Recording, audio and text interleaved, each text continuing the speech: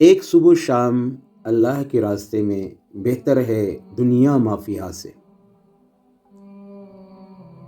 عن انس رضی اللہ عنہ عن رسول اللہ صلی اللہ علیہ وسلم قال لغدوۃ فی سبیل اللہ او روحۃ خیر من الدنیا وما فیہا۔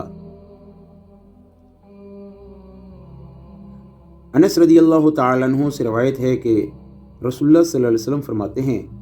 ایک صبح شام اللہ کے راستے میں بہتر ہے دنیا اور دنیا میں جو کچھ ہے اس سے۔ اللہ کے راستے میں صبح شام، دنیا ما فیہا، دنیا اور دنیا میں جو کچھ ہے اس سب سے بہتر ہے۔ اتنے خوش نصیب ہیں وہ لوگ جو کہ اللہ کے راستے میں،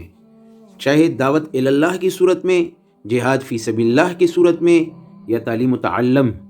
علم کے حصول کی صورت میں، چاہے جو ہے وہ حج یا عمرہ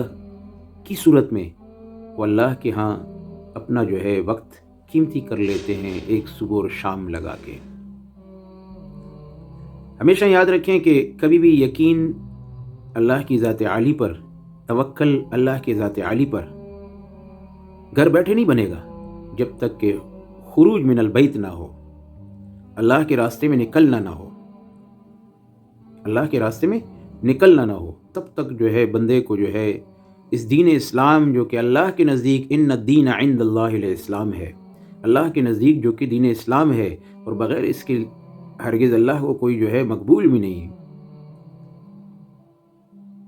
یعنی دین اسلام کے بغیر کوئی دین مقبول بھی نہیں اللہ کو۔ جب رسول اللہ صلی اللہ علیہ وسلم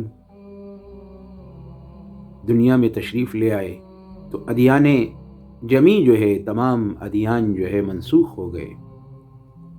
حتیٰ کہ عیسیٰ علیہ السلام آئیں گے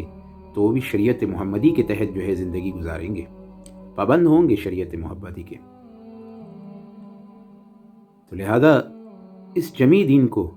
جس کا جو ہے مطالبہ ہے ادخلوا فی السلم کافہ، پورے دین میں داخل ہو جو، یا ایھا الذین آمنوا، اے ایمان والو، اس پورے دین کو اپنی زندگی میں لانے کے لیے یہ لازم ہے ہر مومن مرد و عورت پہ کہ وہ خروج جو ہے ضرور اللہ کے لیے نکلے، اللہ کے لیے نکلے، جتنا جلد از جلد ہو سکے اللہ سے مانگے اس بات کی توفیق کہ وہ اللہ کے لیے خروج کرے۔ ایک عمر ہے بچپنے کی مدارس میں بیٹھنے کی، اگر وہ ہاتھ سے چلی گئی عمر تو پھر جو ہے بلوغت کے بعد کی ہے، اگر وہ بھی چلی گئی، اللہ نے کہولت سے پہلے یا کہولت کے بعد عقل و فہم دے دیا اس بات پر، تو پھر جو ہے جتنا ہو سکے جلد از جلد اللہ کے راستے میں نکلے، تاکہ اس کا ایمان و یقین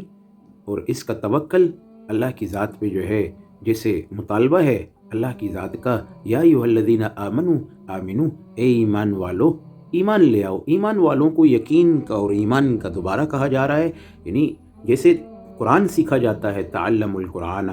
تعلم الیقین کما تعلم القرآن، ایسے ہی یقین بھی سیکھو جیسے قرآن سیکھتے ہو۔ تو اللہ تعالیٰ نے وہ ذرائع